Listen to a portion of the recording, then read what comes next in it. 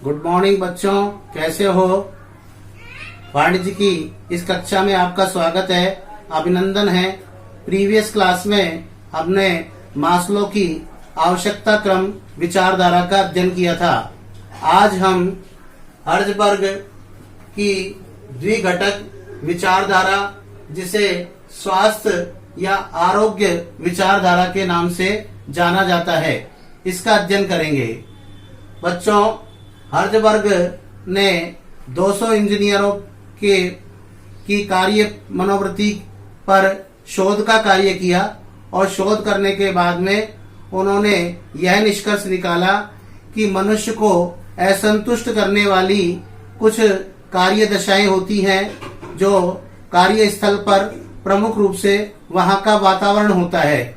यदि वहां का वातावरण अच्छा होगा तो ऐसी स्थिति में कर्मचारी स्वतः ही मन लगा करके कार्य करेगा, और यदि वहां का कार्य वातावरण खराब होगा तो ऐसी स्थिति में उसमें असंतोष की भावना पनपेगी, जिससे वह कार्य सही ढंग से कुशलता पूर्वक नहीं कर पाएगा। इसलिए उन्होंने दोनों प्रकार से इस कार्य को अपनी तरीके से समझाया है।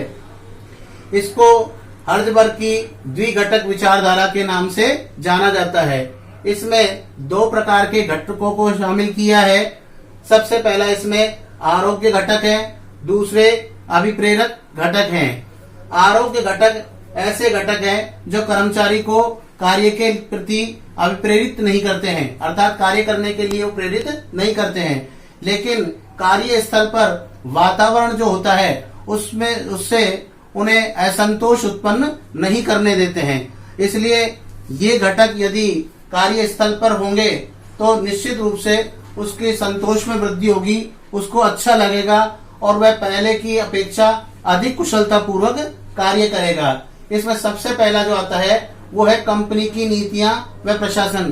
कि कंपनी की नीतियां और प्रशासन इस प्रकार का होना चाहिए जो कर्मचारियों के कार्य के लिए उन्हें प्रेरित कर सके और उनके अनुसार हो सके, जिससे उनको कार्य करने में संतुष्टि प्राप्त हो।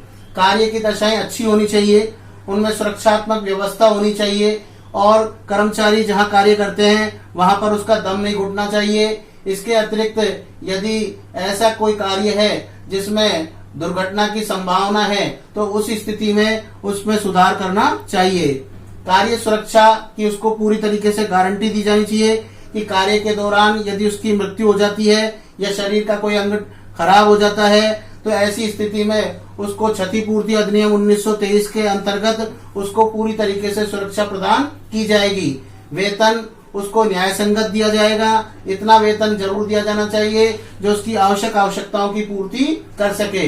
इसके लिए पर्यवेक्षण की किस्म, पर्यवेक्षण इस प्रकार का होना चाहिए, वो यथा समय किया जाना चाहिए। समय समय पर कर्मचारियों को कार्य के लिए उनका मार्गदर्शन करना चाहिए और सभी कर्मचारियों का पर्यवेक्षण समय समय पर किया जाना चाहिए ताकि उनमें किसी प्रकार का भेदभाव नहीं पनपे।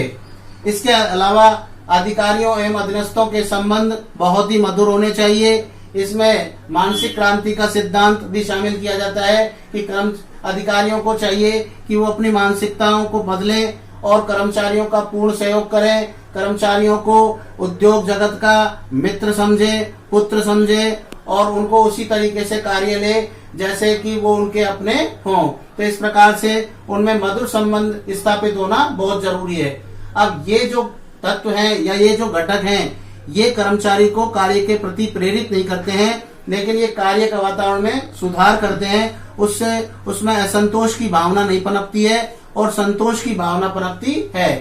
अब हम दूसरी प्रकार के जो घटक हैं उनकी बारे में बात कर रहे हैं कि अभिप्रेरक घटक। अभिप्रेरक घटक किस प्रकार के घटक होते हैं जो कर्मचारी को कार्य के प्रति प्रेरित करते हैं। इसमें सबसे पहले उपलब्धियां हैं कि जो कर्मचारी कार्य करता है स्वतंत्र होकर के जो उसकी उपलब्धि है उसको मान्यता प्रदान करें। मान्यताएं, इसके अंतर्गत भी यही बात आती है कि समय समय पर कर्मचारी को स्वतंत्र रूप से कार्य करने के लिए प्रेरित किया जाए, उसको स्वतंत्रता प्रदान की जाए और यदि वह अच्छा कार्य करता है तो उसको प्रोत्साहित किया जाए, हतोत्साहित नहीं किया जाए।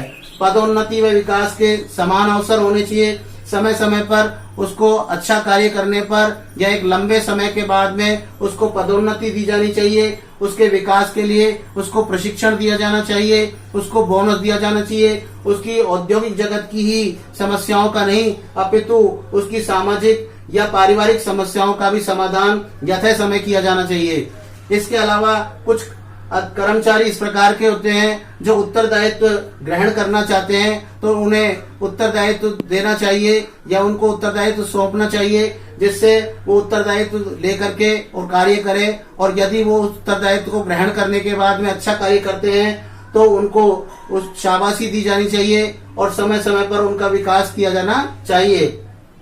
व्यक्तिगत विकास के पर्याप्त अवसर होने चाहिए। संस्था में व्यक्तिगत विकास के लिए उनको समय समय पर प्रशिक्षण दिया जाना चाहिए। उनको उच्च पद के लिए, कार्य के लिए यथा समय जो आवश्यकता होती है उसके अनुसार उनको दिया जाना चाहिए। एक कर्मचारी से एक कार्य तो लिया ही जाए, समय समय पर उसका स्थानांतरण भी किया जाना चाहिए, जिससे उसको और कार्य करने के लिए भी चांस मिले या उसको मौका या अवसर प्राप्त हो।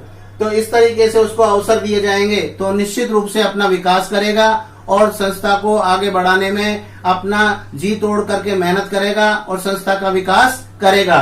इस प्रकार से ये दो प्रकार के घटक हैं। संक्षिप्त में इनकी जानकारी दे रहा हूँ कि आरोग्य घटक ये वातावरण से संबंधित है।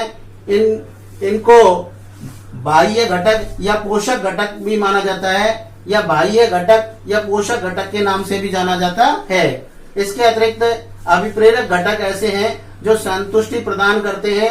इनको आंतरिक या संतोषदायी घटक भी माना जाता है। इन दोनों घटकों में यही अंतर है कि ये घटक कर्मचारी को अभिप्रेरित नहीं करते हैं, लेकिन कार्य स्थल पर इनका होने से उसको पूर्णतः संतुष्टि प्राप्त होती है और उसका कार्य में मन लगता है। जबकि अभिप्रेरक घटक एक इस प्रकार के घटक है जो कर्मचारी को अभिप्रेरित करते हैं, जिससे कर्मचारी अभिप्रेरित होकर के अपना कार्य यथा समय पूरा करता है और संस्था के लक्ष्य और उद्देश्य को प्राप्त करने में अपना पूर्ण सहयोग प्रदान करता है।